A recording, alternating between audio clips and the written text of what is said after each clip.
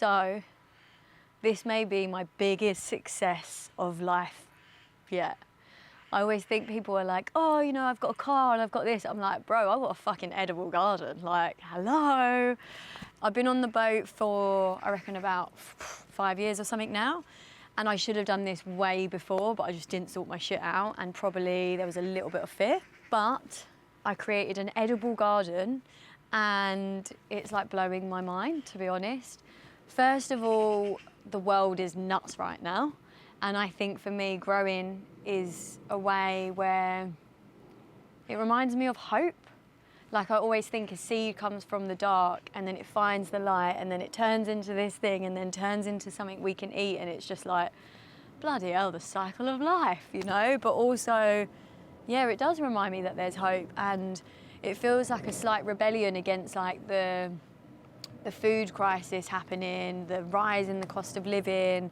Like, I haven't brought a courgette all summer, haven't brought tomatoes, haven't brought any herbs, haven't brought kale or greens or chard, everything I've grown myself. And it's just like, from 4 boxes of apple crates. Like, imagine that's what you can do with that.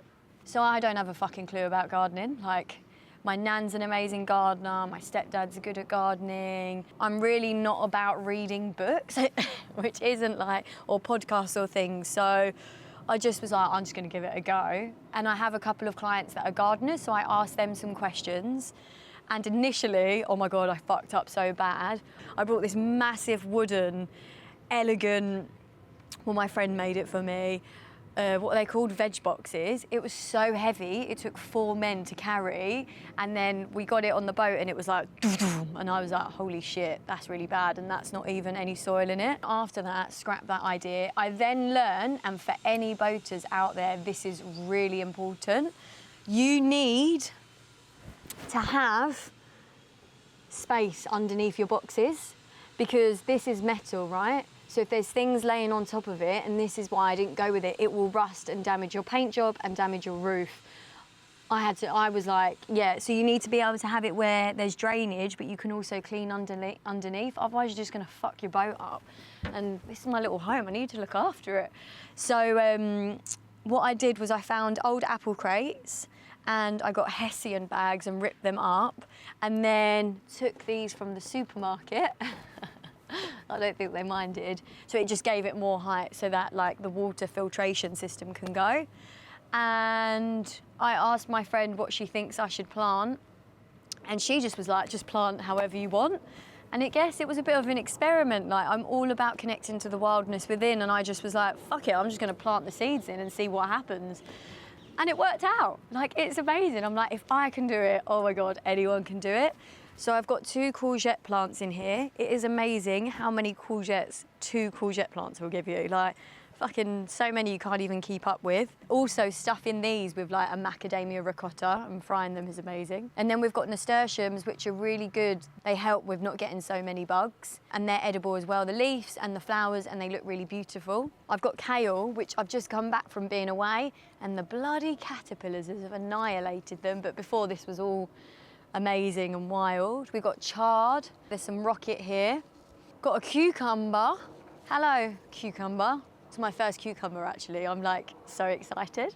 If you haven't ever eaten a homegrown cucumber, then you've not really lived. They do taste completely different. Again, nasturtiums, they got absolutely annihilated while I was away. And then I've got beetroot and Thai basil and more nasturtiums. So 4 boxes, and I've probably cut down on my food shopping at least half, I'd say. And it's all from this small amount. And I've got tomatoes. I've got a herb garden as well, so I don't buy any fresh herbs anymore. And also it's showing me what grows seasonal, which is like making me so much more aware when I go to the supermarkets, when you see like strawberries in December and you're just like, or asparagus, like, oh my God, asparagus is like, I think it's like a 2-month window, you know? I actually went foraging and found wild asparagus, which is really, really rare. And it's like this one plant is so hard to grow, and we're just like munching on it like it's anything. And it just makes me so much more aware of what I eat and how I eat, who knew a garden could give so much, right? I fucking should have done this years ago. I always thought I need an allotment and I need this and I need that. Bullshit. Like, actually, you just start with what you got. But next year, I'm gonna have the whole roof full because I want like fennel and broccoli, and I'm gonna get bigger ones. And like each year, it's gonna get better and better because I'm evolving, and so is my garden. If I'm being totally honest, I guess I just thought that like vegetable growing and stuff was just for rich people. Like, you know, farmers markets are like, every time I go, I'm like, oh my God, I'm middle class. Like, I've been to yoga, now I'm going to the farmers market because homegrown and organic food now is for the rich. And I think I just was like, oh, that's just not me, which is also my own shit. I totally know that. But then I spoke to my nan about it and she was like, Francesca, you know, back in the day, it was like the poorer people that knew all about the plants and they were the caretakers of the land and they knew the medicines and they knew all of this in the hedgerow because they needed it. And I guess everything's just been flipped around. And I think me taking, learning and coming back has just been like, we just got to make it accessible for everyone. And if we all grew a little bit of our own gardens, what that would teach us. Like, this garden is growing me. I am not growing it. It's teaching me to look after myself better, to be home more, to water myself, to give love daily. I just never knew a garden could give so much in such a small space. And it's better for my mental health. And yeah, like I think we are taking control a little bit against big systems now. People want filtered water. You see more people into gardening. We're bored of the big systems charging us loads of money for like basically basic needs. So it's my rebellion, actually. I've decided a garden is a rebellion and it's a way that we can all take care of the earth. It's really easy to be like, what can we do? What can we do? Grow a garden, like learn about the land and what's medicine and what's food. And I don't know, I think it might transform your world like it transformed mine. And then I've got like 4 tomato plants. I just let them go wild. I just wanted to see how wild my garden could go. I've got chamomile, I've got echinacea, I've got wild flowers here. It's just so nice to wake up and you just see this bounty. To find balance in a city, this is definitely something that really helps. And like, actually, I think even if you lived in a house and you could just have a couple of boxes and just grow a few herbs, it's like, it reminds us that we need nature and we are cyclical beings, as is nature, and we are part of that as opposed to separate to that. And I think the more we work with it, and that's why I loved cooking, but I've just upped my level, a whole nother level now. And just to know what you're eating, because there's so, like, organic food is so expensive. It's definitely coming down now, but like, I don't want chemicals in my food. I don't want any of that. And half the stuff we're eating, especially like leafy greens and cucumbers and tomatoes, they're absolutely annihilated with pesticides and sprays. Whereas by growing my own, I'm in control of what food I eat and like what's going on them. And I don't want to have all that shit on my food.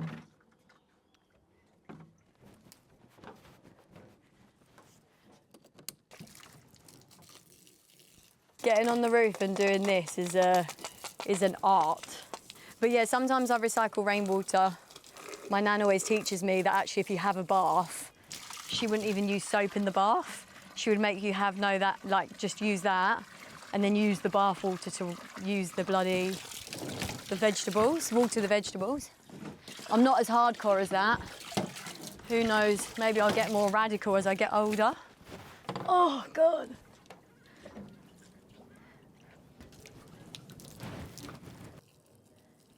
Also, because it's metal, the sun kind of holds it, so it gets extra heat, and we're floating on a river. So it's like double the amount of bloody, I don't know, reflections and all the things. And then I also give it a little clean underneath, just to get rid of the shit that's come out.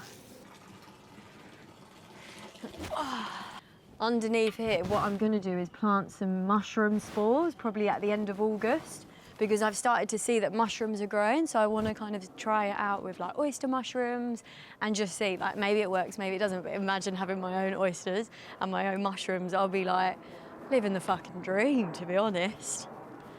Okay.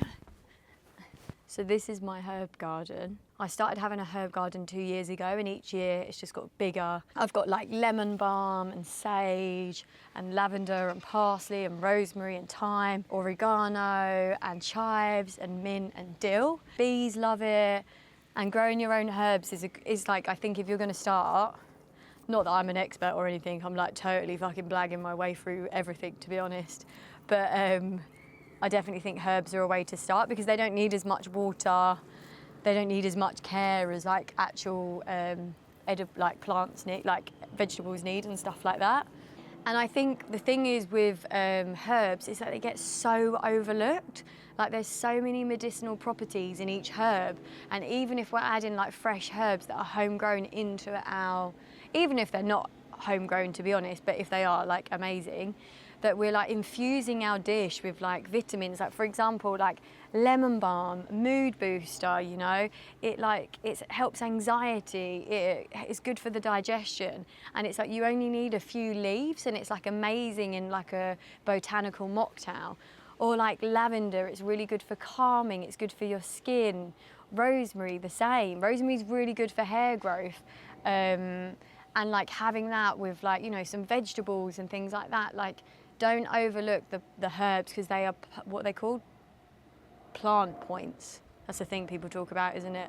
Basically, eat as many plant points as you can. Basically, just eat as many plants as you can, but like don't overlook the humble herb because they are like mighty and powerful, and they have been used as medicine. You know, even for my hair, I do like rosemary spray. And also, if you're having loads of bad luck, you like get water, big bucket of water or a bath, and you put rosemary in it, and it's meant to like clean all the bad energy away and like just totally clear out. I mean, I could spend ages talking to you about them, but that's like a rough outline.